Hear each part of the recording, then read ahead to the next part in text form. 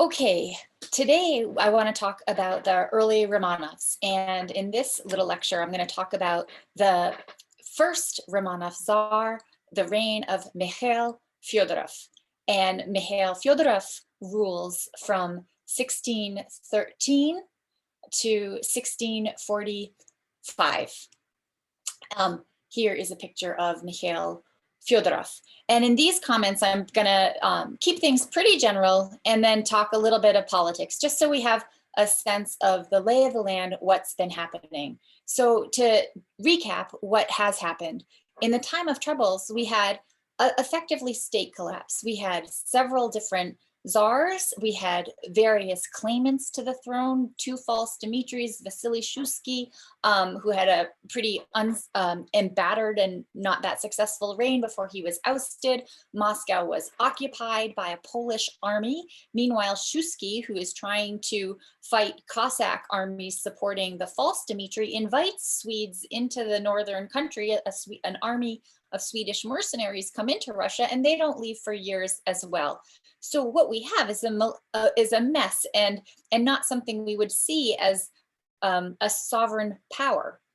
Now, it all gets sorted out ultimately when we have a Polish occupying army. They're making negotiations to have the son of the king of Poland become the king of Moscow, but these negotiations really seem to fall down on this question of conversion, that to have a king that wouldn't convert to Orthodoxy was a bridge too far, and Vladislav wasn't quite willing to convert to Orthodoxy. And so negotiations fall apart. And in the meantime, what happens was Minin and Pozharsky, Pozharsky being a noble and Minin being a very successful merchant of butcher origins, raise an army, retake Moscow. Instead of claiming power for themselves, they turn it over. They turn kind of a retaken Moscow over to, they look to the boyars, the boyar elite, to say, okay, it's time to choose a new czar. They call together this meeting of the Zemsky Sobor that chooses the new czar of Mikhail Romanov, young 16-year-old, and as we've talked about before, and Dunning suggests one of the reasons they probably chose him, yes, he comes from a really prestigious family, and so it makes sense, but also there was a perception that he was weak and that the Romanovs had cooperated enough with Cossacks throughout this whole brouhaha of the previous years that they were less likely to engage in retribution against Cossacks. And so Mikhail Romanov becomes the first Romanov Tsar. And just to point out, one of the first acts of this Tsar was to execute the son who was about 4 years old, that had been born to Marina Mniszich and the second false Dimitri, the Dimitri of Tushino. And in doing so, eliminated a possible claimant to the throne around whom people could have rallied. So I always,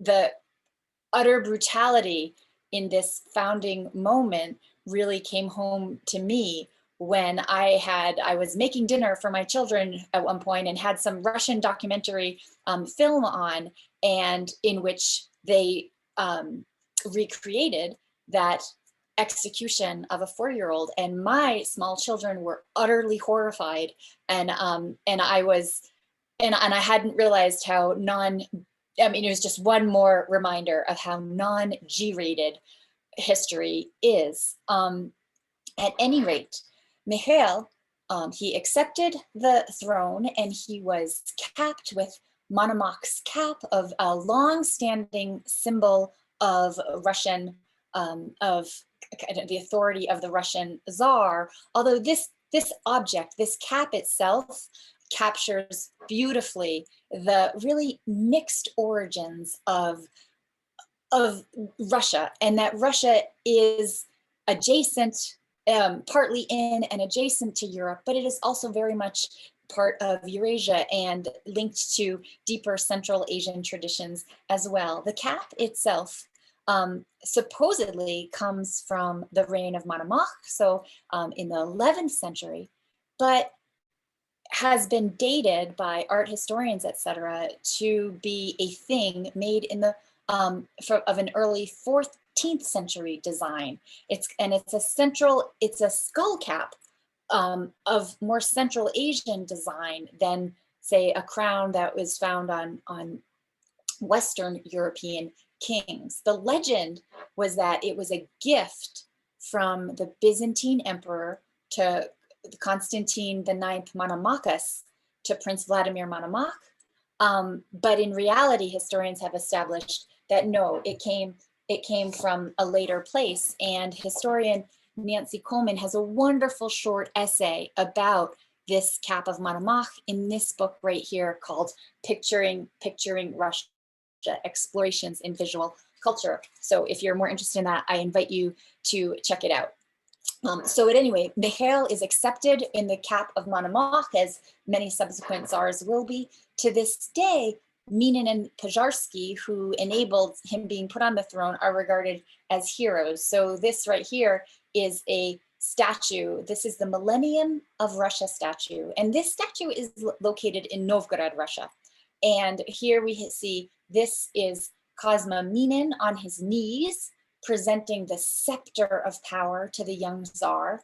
And then here is Pozharsky, the noble military man with a sword, and he's also being held with the orb. Some of the travelers we've read this course talk about the czar receiving them on the throne, holding the scepter and the orb, these symbols of power. And historians nowadays, we pay a lot of attention to these visual cues and ritual, because this is a world in which the majority of the people don't read. You even have some of our writers saying Boris Godunov didn't read. I don't know if that's true or not, but the majority of people don't read. And so rituals and what people can see and cues that can communicate to them without the written word are really important. And that is what the who wears the cap, who holds the scepter and the orb, communicate that sort of thing. So they communicate those messages about political culture and authority. Here is a picture of another rendition of Minin and Pozharsky, and this one stands right in front of St. Basil's Cathedral on Red Square. So there it is.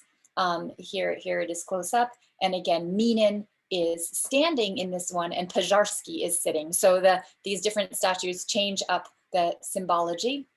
Here is a 19th century rendition of kind of a bathed in light Mikhail being coming to the throne.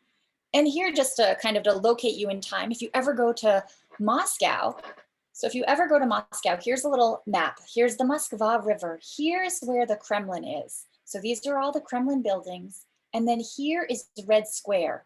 St. Basil's stands right about there. And then this long, big space. And just off of one of these streets, here where this blue mark is, that is the Romanov house. And so this is where the Romanovs lived in the 16th, 17th century. And this is a picture of inside one of the rooms. And it's characteristic. If you ever go into St. Basil's or in this house, you see very, the rooms are not massive. It isn't like a Versailles, and Peter I will really change up what royal architecture consists of, and have these big, overwhelming rooms and foyers and ballrooms and things like that. But the Muscovite architecture and fine houses are much more intimate endeavors, where the ceilings aren't so high, the rooms are smaller, but they're colorful and decorated. And perhaps there's a practicality in this as well. If you're heating a space in cold weather, you know that a smaller room is easier to heat than a large room. I'm not convinced that's all that's at play.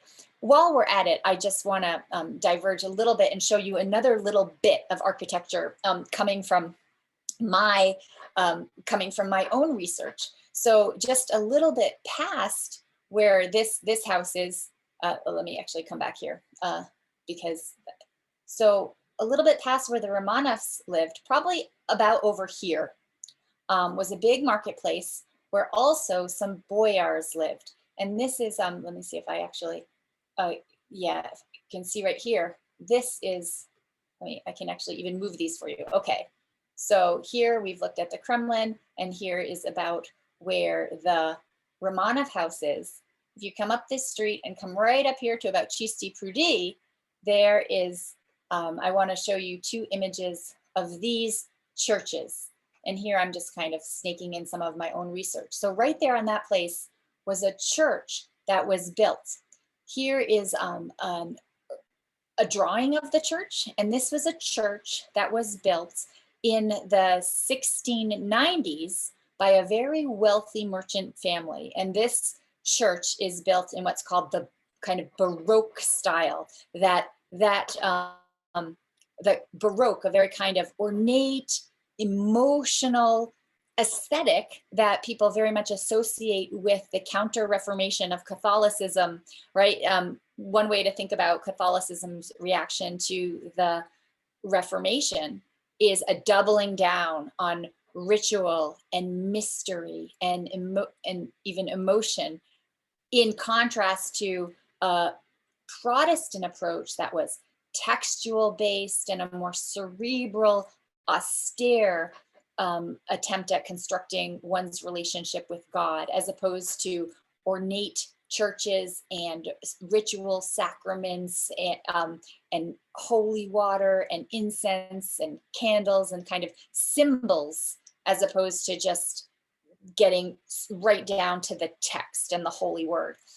So the Baroque is an aesthetic that is associated with that, and the Baroque moves eastward, and in the late 17th century, it's very much, we see examples of Baroque architecture. So this kind of more ornamented columns, sculpting, seashell figures, et cetera, et cetera. This church is in that style, kind of the Moscow Baroque.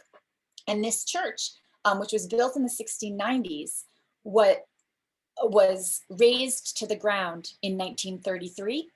But before it was razed to the ground, it was photographed by the Soviets. And so it was turned into like a store or something, not a church, in the 30s. And this picture has subsequently been colorized. So this photograph right here is of this same church shortly before it was razed in maybe 31 or 31-ish or so. I'm not exactly sure of the dating. So that I just kind of wanted to show you these couple of pictures that give you a feel of old Moscow. And even if you go to Moscow now, if you have the chance, this building is still there. You can pass it.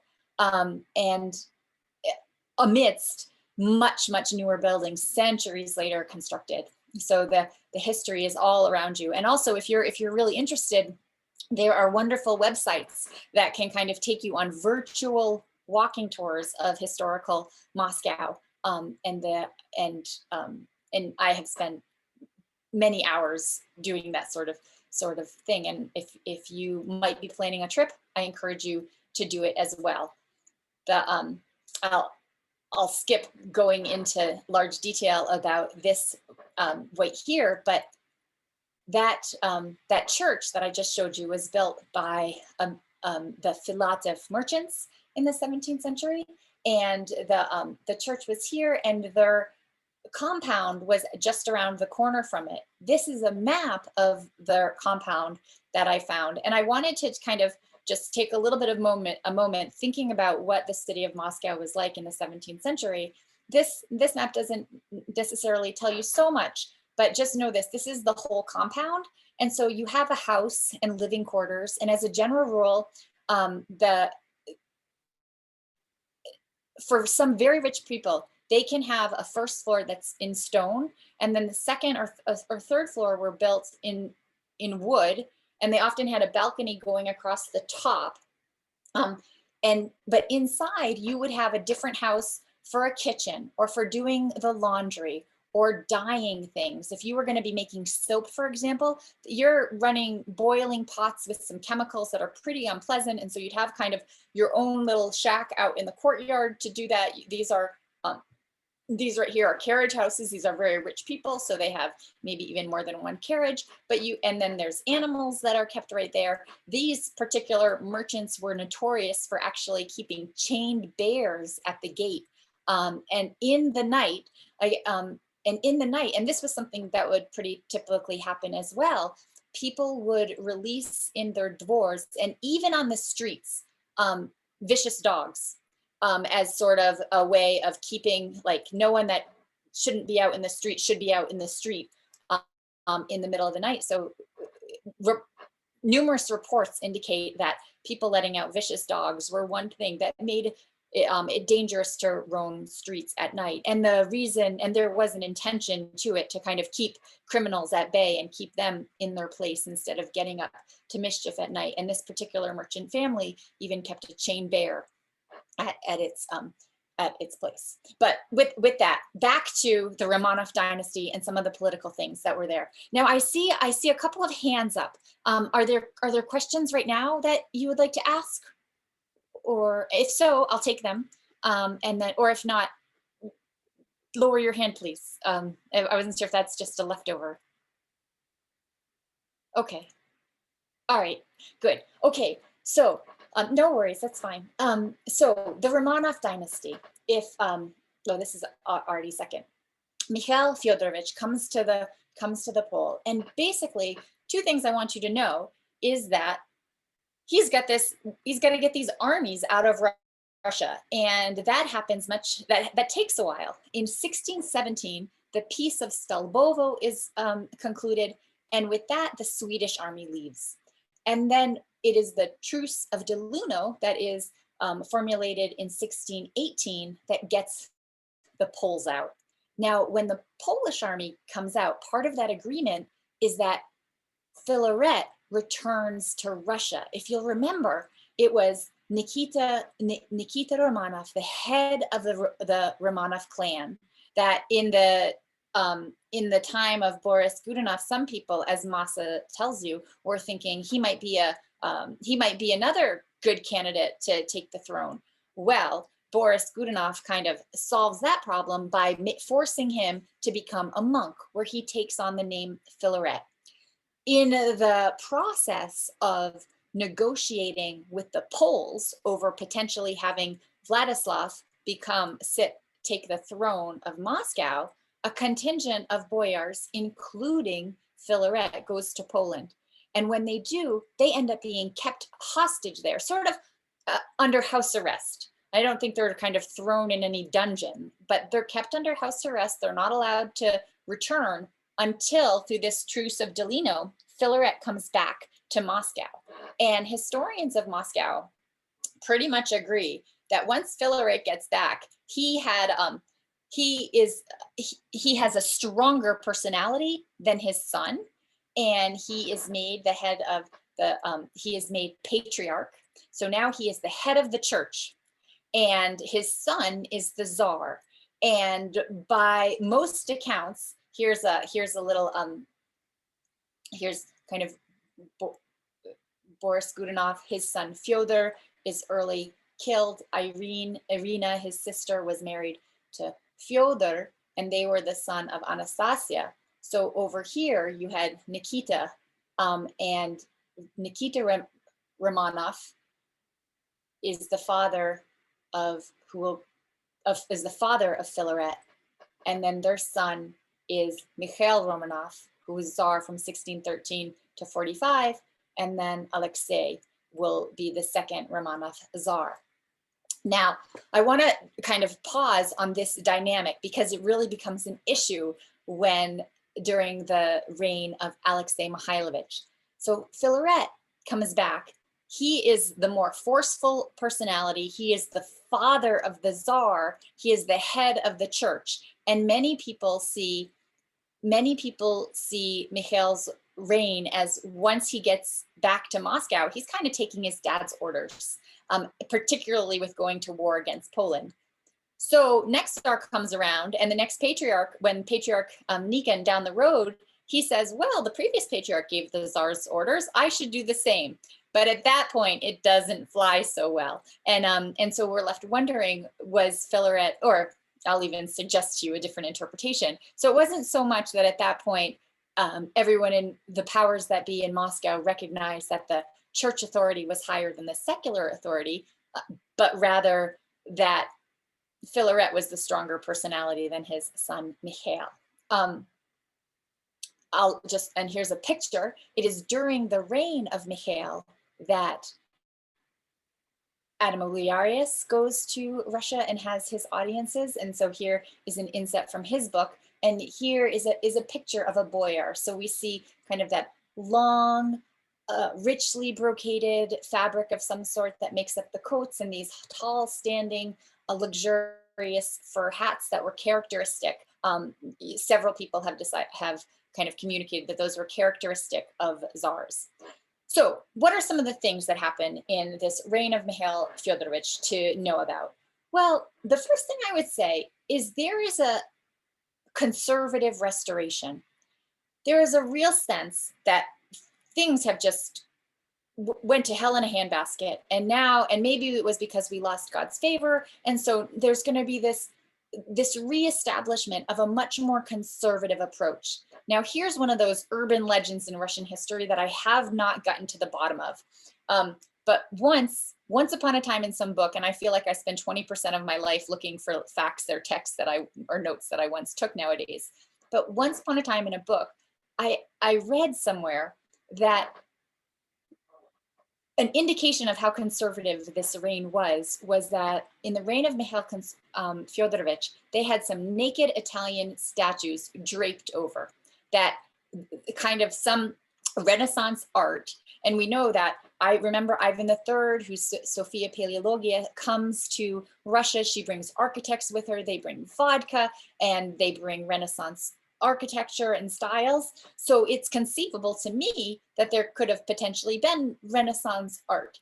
And maybe there was this sense that, oh, those naked pictures, that's not sufficient. That's not the godly image we want to portray, and we need to cover them up.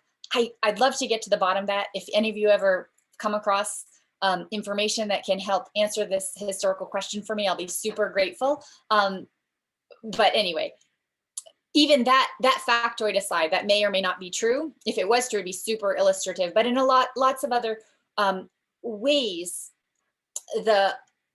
there's just a sense we need to be orthodox. We need to unite and batten down the hatches, and we can't have that chaos and disorder overcome us again. And it leads to a number of so it kind of leads to both more conservative policies, more conservative culture, as in conservative in the sense of kind of resistant to change, based in a tradition that they understood.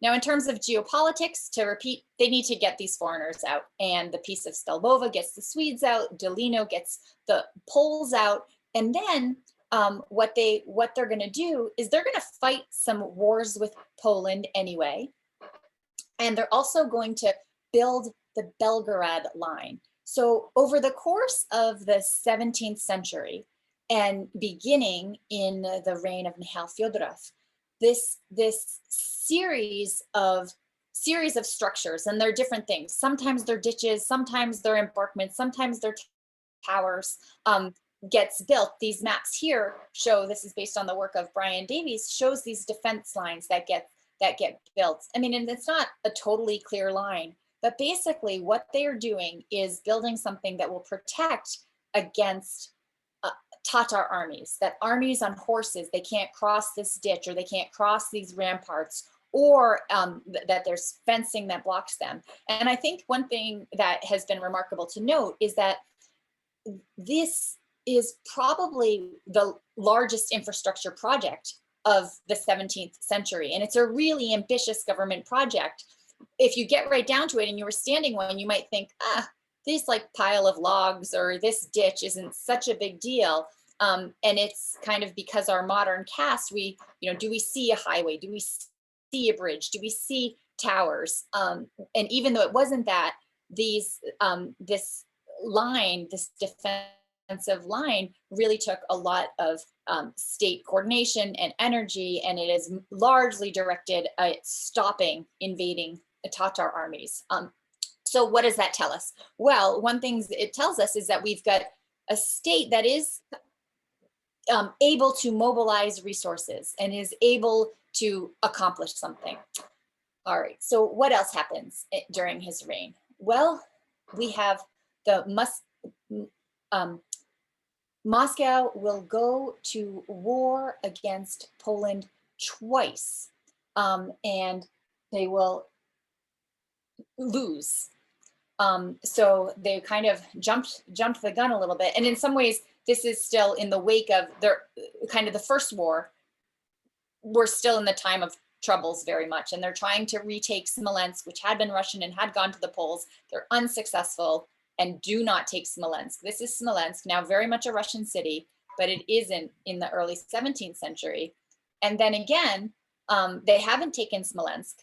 When in 1632, Muscovy will be the aggressor, but lose. They will fail to retake Smolensk from Poland again. And it's very much said that this is an example. This was a moment where most advisors at the top understood that Moscow wasn't in a good position to be an aggressor against Poland, but that Filaret, who had been held hostage and had this kind of burning hatred of Poland, it said, really pushed to engage in this war. And so perhaps it's no mistake that it is shortly after Filaret's death, he dies in 1633, that then the Muscovites move to make a peace treaty ending this war, not having regained Smolensk.